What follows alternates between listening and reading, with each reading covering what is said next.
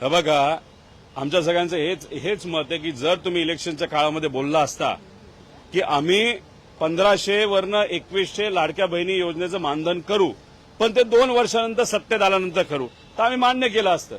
तुम्ही शेतकऱ्याला म्हणाला कर्जमाफी करतो, हे तुम्ही बोललात तर आहातच, पण तुम्ही तुमच्या जाहीरनाम्यामध्ये सुद्धा प्रिंट केलेलं आहे.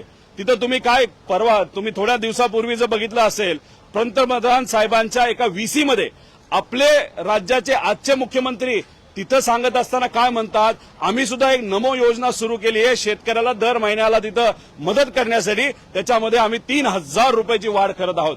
म्हणजे लोकांना फसवलं ते फसवलं, पण पंतप्रधान साहेबांच्या व्हीसी मध्ये तुम्ही पंतप्रधान साहेबांना सुद्धा फसवलं असं म्हणायचं का?